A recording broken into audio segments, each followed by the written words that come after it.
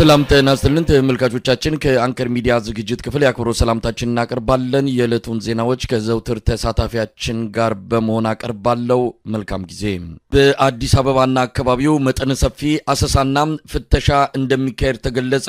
የአብይ አህመድ አገዛዝ የሚፈጠር የተቃውሞ ንቅናቄ ይኖራል በሚል ስጋት አዲስ አበባን በአራቱም አቅጣጫዎች ጊዜያዊ የፍተሻ ኬላዎችን በማቋቋም ጭምር ከተለያዩ አቅጣጫዎች ወደ አዲስ አበባ የሚገቡና የሚወጡ መንገደኞች ላይ ከፍተኛ ፍተሻ ሊካሄድ መሆኑን ነው ያገኘነው መረጃ የሚያመለክተው። ከመሃል አዲስ አበባ የሚጀምረው ፍተሻ ከአዲስ አበባ በሁሉም መውጫና መግቢያ ኬላዎች ላይ ጥብቅ ፍተሻ እንደሚጀምር ነው በፌዴራል ፖሊስ ኮሚሽን የተሰጠው መግለጫ የሚያመለክተው። የአብይ አህመድ አገዛዝ የህዝብ ተቃውሞ ይቀሰቀሳል፣ መንግስታዊ ግልበጣ ለማድረግ የተቀናጁ ኃይሎች ጥቃት ሊከፍቱ እንደሚችሉ በደህንነት መስሪያ ቤቱ ደርሼበታለሁ በማለት በማንኛውም መንገድ የብልጽግናውን መንግስት ለመጣል የተነሱ ኃይሎችን ለማስወገድ ከምንጊዜውም በላይ መረባረብ ይገባናል የሚል አቋም ላይ መድረሱን ባገኘነው መረጃ ላይ ተመልክቷል። ማህበራዊ ድረገጾችን በመጠቀም ለአመጽ ቅስቀሳ የሚያደርጉ አካላትን አድኖ ለመያዝ የተጠናከረ የጅምላ ፍተሻና የእጅ ስልክ ብርበራ እንደሚደረግ በዛቻና ማስፈራሪያ ጭምር የተቀላቀለ መግለጫ የፌዴራል ፖሊስ ኮሚሽን የሰጠ ሲሆን በውጭ የሚገኙ የአገዛዙን ተቃዋሚዎች ጭምር እርምጃው እንደሚመለከታቸው አስታውቋል። በአዲስ አበባ ይካሄዳል ስለተባለውና ሰሞኑንም በተለያዩ አካባቢዎች ስለተጀመረው ጥብቅ ፍተሻና አሰሳ በተመለከተ የዘውትር ተሳታፊያችን ዝርዝር መረጃውን ሊያካፍለን መስመር ላይ ይገኛል። እንግዲህ ጠበቅ ያለ መግለጫ ነው የሰጠው የፌዴራል ፖሊስ ኮሚሽን ኮሚሽነር ደመላሽ ገብረ ሚካኤል። በቅርቡ ነው ደመላሽ ገብረ ሚካኤል በኢትዮጵያ በየትኛውም አካባቢ ሰው በነጻነት መንቀሳቀስ ይችላል ያለ አንዳች ፍርሃትና ስጋት የሚል መግለጫ የሰጠው። በአዲስ አበባ ከፍተኛ ስጋት እንዳለ በመግለጽ ፍተሻና ጥብቅ ቁጥጥር ሊደረግ እንደሚችል በራሱ በመንግስት የጸጥታ ተቋም እየተገለጸ የሚገኘው ምንድነው የሆነው? ምን እየተደረገ ነው? አዲስ አበባ ሀገርና በህዝብ ላይ ወንጀል የሚሰራ መንግስት በጨለማ የተቀመጠ ድንጋይ አንበሳ ነው የሚመስለው። በእንዲሁ በጠራራ ፀሐይም ራሱ ስጋት ውስጥ ነው የሚወድቁት። ይሄ ደመላሽ ገብረ ሚካኤል ከብሔራዊ መረጃና ደህንነት ከመከላከያ ሰራዊት ከፍተኛ መኮንኖች እንዲሁም ከሪፐብሊካን ጋርድ አመራሮች ከኢንሳ ተቋም ሰራተኞች እንዲሁም ከአዲስ አበባ ፖሊስ ኮሚሽን ከፍተኛ አመራሮች ጋር በመሆን ስብሰባ አድርጓል። ህግና ስርዓትን ተከትለን የሀገራችን ሰላምና ደህንነት ለማረጋገጥ የበኩላችን እንወጣለን በማለት መግለጫ ሰጥተዋል። እንግዲህ ከተለመደው አሰራር በመውጣት ይላል ዘመናዊ አሰራርን በመዘርጋት በከፍተኛ ደረጃ ቴክኖሎጂን የሚጠቀም ዘመናዊ ትጥቅ የታጠቀ የሀገርን ሰላምና ደህንነት በማስከበር ለመንግስትና ለህዝብ አለኝታ የሆነ የወንጀል መከላከል ተቋም መገንባት ነው ዋነኛ ዓላማው በማለት የሰብአዊ መብትን የሚያከብር ፖሊሳዊ ስነ ምግባርን የተላበሰ ከሌብነት የጸዳ የምርምር ስራ እየተሰራ እንደሚገኝና በ2022 ዓ.ም ከአፍሪካ ምርጥ 5 የፖሊስ ተቋማቶች ውስጥ የኢትዮጵያ ፌዴራል ፖሊስን ዋነኛ 5 ባሉት ደረጃዎች ውስጥ ለማሰራት ስራ እየተሰራ ነው በማለት የገለጸ። ነገር ግን በሌላ ወገን ደግሞ የሶሻል ሚዲያ ተጠቃሚዎችን በተለይ ጠቅላይ ሚኒስትሩና የብልጽግና አመራሮችን የሚተቹ ኃይሎች በተለይ በፌስቡክ በሌሎች ማህበራዊ ድረገጾች ላይ የሚሰሩ ግለሰቦችንና ለማደን እና ለማፈን ሞባይሎቻቸውን ለመበርበር እቅድ እንዳለው በእቅዱ በተለይ በሶሻል ሚዲያ መንግስትን የሚያጥላሉ ግለሰቦችና ቡድኖችን በማደን ለፍርድ ለማቅረብ በሀገሪቱና ኢቨን በሌሎች ሀገሮች የሚሰሩ አካላትን ራሱ ከሌሎች ሀገሮች ጋር በመተባበር ይህንን የሚዲያ ፕሮፓጋንዳ ስራቸውን እንዲያቆሙ ለማድረግ ከፍተኛ ዝግጅት እንዳደረግን ብሎ ነው የገለጸው። እንዲሁም በአዲስ አበባ የመውጫ የፍተሻ ጣቢያዎችን በአዲስ መልክ በማቋቋም ጸረ ሰላም ያላቸውን ኃይሎች ለማደን ከሐምሌ ጀምሮ እስከ መስከረም 30 የሚዘልቅ ፍተሻ በጣም በተጠናከረ ሁኔታ ነው ስራ ለመጀመር ያቀዱት። እንግዲህ ከዚህ በፊት በተሰጡት መግለጫ አማካኝነት ከሌብነት የጸዳ ሰብአዊ መብትን ያከበረ እና ዘመናዊ መሳሪያዎችን የሚጠቀም የፌዴራል ፖሊስ ለመገንባት እንቅስቃሴ እያደረግን ነው እያለ ነገር ግን ዜጎችን በማህበራዊ ድረገጽ ሀሳባቸውን በነፃነት እንዳይገልጹ ለማድረግ ከፍተኛ አፈና ለመፈጸም ዝግጅት እንዳደረገ ነው መረጃዎች እየገለጹ ያሉት። በዚህ አጋጣሚ የአዲስ አበባ ሚሆን በተለያዩ የክልል ከተሞች ላይ የሚንቀሳቀሱ ኢትዮጵያውያን በተለያዩ የፌስቡክ እና በተለያዩ የማህበራዊ ድረገጾች ላይ መረጃዎቻቸውን ለጊዜው ሰውረው ማቆየት እንዳለባቸው ማሳሰቢያ መስጠት እፈልጋለሁ።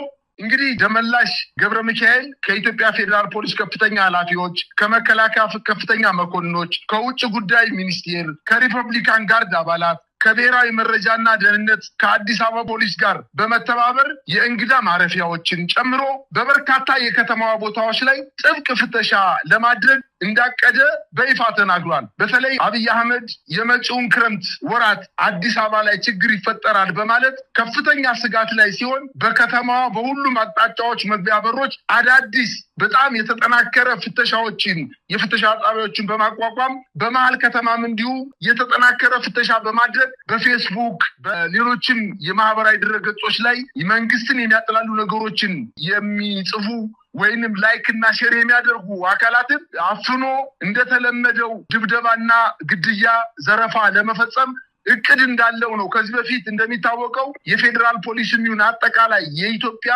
መንግስት ወይም የብልጽግና መንግስት የጸጥታ ኃይሎች በዋነኝነት ዘርፋችሁ ብሉ እስከሚባሉ ድረስ የሞባይል እያንዳንዱ ዜጋ በጎዳና ላይ በሚንቀሳቀስበት ወቅት 4 እና 5 በመሆን ወጣቶችን በማፈን ሞባይላቸውን በመቀማት በሞባይላቸው ላይ ያለውን የፋኖ የሚደግፍ ዘፈን ወይንም በፋኖ ኃይሎች ላይ የሚጠቅሱ ጽሁፎችን ላይክ እና ሼር አድርጋቸዋል በማለት አፍነው ወዳልታወቀ ስፍራ ይወስዷቸዋል። ወይንም መልካም ፖሊሶች ከሆኑ ሞባይላቸውን ቀምተው ይሸጡባቸዋል። ከኪሳቸው ላይ ያለን ገንዘብ ይዘርፏቸዋል፣ ይደበድቧቸዋል። ይሄ የተለመደ አሰራር ነው። ነገር ግን እነሱ እያሉ ያሉት ዘመናዊ ፖሊስ ለመገንባትና የአዲስ አበባን ከተማ ጸጥታ ለማስጠበቅ ሰብአዊ መብት ሳይጣስ ከፍተኛ እንቅስቃሴ እናደርጋለን ያሉት ውሸታቸውን ነው። በኢትዮጵያ ሕዝብ ላይ ከፍተኛ የሆነ የሰብአዊ መብት ጥሰት እየፈጸመ ያለ ተቋም ስለሆነ ይሄንን መልካም የሚመስል ማዘናጊያ መግለጫ አይቶ የአዲስ አበባ ወጣት ከፍተኛ ጥንቃቄ ማድረግ እንዳለበትና ከተለመደው በተለየ ሁኔታ ጭፍጨፋ ለመፈጸምና ዘረፋ፣ እስራት ለመፈጸም ዝግጅት እያደረገ እንደሆነ ነው የደረሰኝ መረጃ የሚያመላክተው። መሳይ፣ በሌላ በኩል መንግስት ለወታደራዊ አገልግሎት ከሚጠቀማቸው ድሮኖች ሌላ ማንኛውም አካል ለሲቪል አገልግሎት ድሮን መጠቀም የማይችልበት ክልከላ ተግባራዊ መደረጉ ተገለጸ። ከእንግዲህ በየትኛውም የኢትዮጵያ ሰማይ ስር ከመንግስት ድሮኖች ውጪ ለሌሎች ስራዎች በሰማይ ላይ ድሮን ማብረር እንደማይቻል ነው ከደረሰን መረጃ ለማወቅ የተቻለ። የአብይ አህመድ አገዛዝ የክረምት ወቅት የተለያዩ ኃይሎች ድሮንን በመጠቀም በመንግስት ቁልፍ የፖለቲካና ወታደራዊ ተቋማት ላይ ጥቃት ሊሰነዝሩ ይችላሉ የሚል ስጋት መኖሩን ተከትሎ ጥብቅ ቁጥጥር ማድረግ የጀመረ ሲሆን በተለይም መንግስታዊ ቁልፍ ይዞታዎችን በድሮን ለመምታት በፋኖ ኃይሎች በኩል ዝግጅት እየተደረገ ነው የሚል መረጃ ለአገዛዙ የስለላ ተቋማት እንደደረሳቸው ለማወቅ ተችሏል። በአዲስ አበባ ኮተቤ አካባቢ የተቋቋመው የጸረ ድሮን መሳሪያ ማንኛውንም አይነት የድሮን በረራ ለመቆጣጠር የሚያስችል እንደሆነ ተመልክቷል። ሆኖም ከድሮን ቴክኖሎጂ መስፋፋትና መጠናከር ጋር ተያይዞ በአብይ አህመድ አገዛዝ አቅም ደረጃ የሚደረገው የመከላከል እርምጃ ውጤት ይኑረው አይኑረው በግልጽ የሚታወቅ ነገር የለም። የዘውትር ተሳታፊያችን መረጃውን በተመለከተ በቀጥታ ያገኘውን ሊያካፍለን መስመር ላይ ይገኛል። እንግዲህ ከወታደራዊ እንቅስቃሴዎች ውጪ ህብረተሰቡ የሚጠቀምባቸውን ድሮኖች እንግዲህ እያሰሰ የሚለቅምና የሚወርስ ግብረ ኃይልን ማቋቁሞ እንቅስቃሴ መጀመሩን ነው የተሰማው። እንደው ስጋቱ ምንድነው? በቅድሚያ መረጃውን እንግዲህ ሰብስበሃል። የደረሰን መረጃ ተመልክተ ከምን አንጻር ነው እነዚህን ድሮኖች ለወታደራዊ አገልግሎት የማይውሉ ህብረተሰቡ በተለመደ እንቅስቃሴ የሚጠቀምባቸውን ድሮኖች አነስተኛ ድሮኖች ለመውረስና ለመልቀም የተዘጋጀበት ምክንያት ምንድነው ማለት እንችላለን? መሳይ፣ የስርዓቱ ቁንጮ የሆነው ጠቅላይ ሚኒስትር አብይ አህመድ ለበርካታ ጊዜ በፓርላማ ሚሆን በጠቅላይ ሚኒስትር ጽህፈት ቤት ውስጥ ሚኒስትሮችን ሰብስቦ ለበርካታ ጊዜ እሺ ዓመት መሳሪያ አንስቶ የሚዋጉ ኃይሎች እሺ ዓመት ብትዋጉ አታሸንፉንም በማለት በጣም በልበ ሙሉነት እየተናገረ የነበረ ስርዓት ነው። የኢታማጆር ሹሞችም አጠቃላይ ወታደራዊ ሹማምንቶችም ከፍተኛ መሪዎችም ቢሆኑ የፋኖ ኃይሎች 90% ሙሉ በሙሉ ጠፍተዋል። አሁን በየጤሻው በየቤተ ክርስቲያኑ በየጉሬው ተደብቀው ነው የሚገኙት። 2 ወር ውስጥ ሙሉ በሙሉ አጠፍተን በተለይ በአማራ ክልልን ተሰማርቶ የሚገኘውን የመከላከያ ሰራዊት አስወጥተን በክልሉ የጸጥታ ኃይል እናስጠብቃለን በማለት በተናገረ ማግስት በበርካታ ከተሞች ላይ ጥቃት ተፈጽሞበት አሁን ነገሩ ከቁጥጥር ውጭ እንደወጣና በተለይ ደግሞ ከዚህ በተጨማሪ በኦሮሚያ ክልል እየተደረጉ ያሉ ከኦላ ጋር እየተደረጉ ያሉ ውጊያዎች አንዳንዶች የኦላ አመራሮች ወይም የኦሮሞ ነጻነት ሰራዊት አመራሮችን በድለላ ስልጣን በመስጠት ገንዘብ በመስጠት ወደ አዲስ አበባ በማምጣት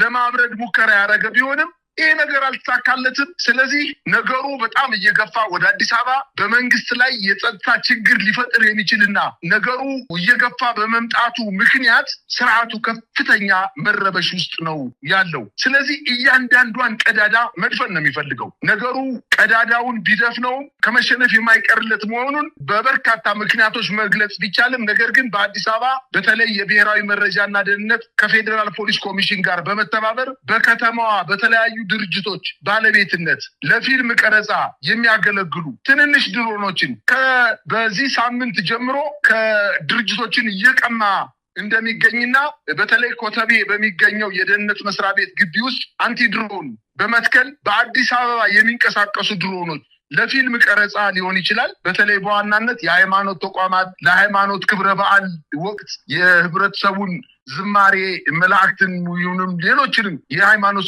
ስርዓቶችን ለመቅረጽ በፍቃድ የገቡ ድሮኖች እንዲሁም የፊልም ባለሙያዎች ወይም ካምፓኒዎች ለፊልም ቀረጻ አገልግሎት የሚውሉ የትንንሽ ድሮኖችን ኤምባሲዎችም እንደዚሁ የኤምባሲዎቻቸውን ደህንነት እና የቅጥር ግቢያቸውን ለመጠበቅ በግቢያቸው ብቻ እንቅስቃሴ የሚያደርጉ አነስተኛ ድሮኖች የእርዳታ ሰጪ ድርጅቶች አጠቃላይ ክትትልና ቁጥጥር ለማድረግ የሚጠቀሙበት እንዲሁም ዩኒቨርሲቲዎችና የምርምር ተቋማት የምርምር ማዕከላቶችን ለመቆጣጠር ዳታ ለመሰብሰብ እንዲሁም አጠቃላይ የሳይንሳዊ ስራዎችን ለመስራት የሚያገለግሉ ድሮኖችን ከመነሻቸው ሲነሱ እነዚህ አንቲ ድሮን የሚባሉ ኮተቤ የተገጠመው መሳሪያ ሲነሱ መረጃ ይሰጣቸዋል፣ የሲግናል ይሰጣቸዋል። በዚህ አካባቢ ድሮን ተነስቷልና ሂድና ያዝ ይለዋል። ስለዚህ የመረጃና ደህንነት ኃይሎች እና የፌዴራል ፖሊሶች በጋራ በመቀናጀት እየሄዱ እነዛን ድሮኖች እየለቀሙ ነው የሚገኙት።